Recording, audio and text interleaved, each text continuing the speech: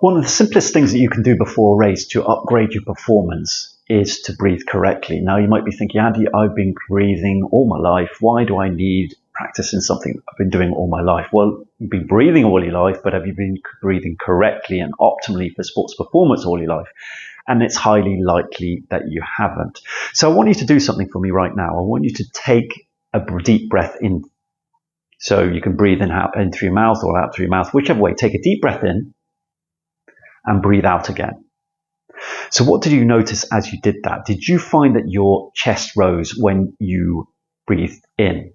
Okay, and this is a common occurrence. And I find a lot with sprinters that I coach is the fact that they can't breathe correctly and they breathe into their chest initially. Now, this is not an optimal way for breathing, specifically for sports performance. It's not optimal breathing for health, but in terms of sprinting performance and running performance, it's not optimal at all. And you're actually handicapping yourself by breathing that way. Now, if you can imagine that you've just breathed like that in the comfort of your own room or just on your own watching a video, imagine what you're going to do before a race, when the nerves start to hit, when your pressure starts to build, when you actually put pressure on yourself. You're going to do that breathing pattern.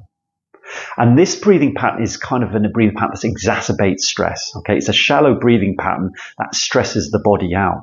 Not only that, but mechanically it's very deficient for the body as well, because if you shallow breathe, you're actually bringing a disconnection to your body. Your hip muscles aren't going to fire and they're going to shut down. Now, what I mean by that is the muscles start to tighten and shut down and they stop doing what they should be doing to protect themselves. Now, this is something that's kind of to do with compensation patterns that goes outside the realms of this video. But what you need to know is by actually shallow breathing, you're actually bringing yourself tightness and lack of energy and lack of looseness that you need for sprinting.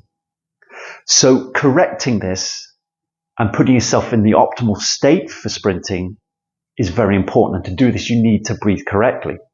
Now, what is breathing correctly? Well, one of the best ways to do this and the foundation way of doing this is to diaphragmatic breathe. And this means belly breathing. And this is something that involves breathing solely into your belly and nothing in the chest. So that means no rise in the chest when you do it. The air passes down, bypasses your chest and into your belly. So your belly domes up. And that is what you need to train yourself to do. And this is something that you'll probably need to practice, but it's something that's so powerful in its potential for your body. It puts your body in that natural state to perform. And if you can imagine, if you breathe correctly, you can actually stay relaxed. You can keep your nerves under control and you can activate your hip muscles so they can become stronger. They can move better. They become looser. And if you're looser, you're going to actually be more energy efficient and you're going to have more endurance and you're going to have more sprinting speed and power as well, because you need to have that dichotomy of relaxation to create power. You need it. There needs to be that dichotomy for you to have a foundation of relaxation to create that most amount of power, specifically when you're sprinting. So diaphragmatic breathing is one of the best ways to do this. So how do you practice it? Well, the best way to do that, to practice it, if you just took that breath and you breathe through your chest, is to lie down.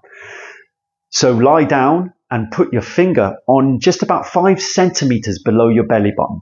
Okay, and you put a light bit of pressure on your belly when you're doing so. And what you need to do is breathe in through your nose and fill up your belly, nothing in your chest. So there's no rise in the chest, but everything in your belly. So when you do so, the belly should swell up like a balloon. And if you do it correctly, the belly swells up like a balloon and there's no rise in the chest.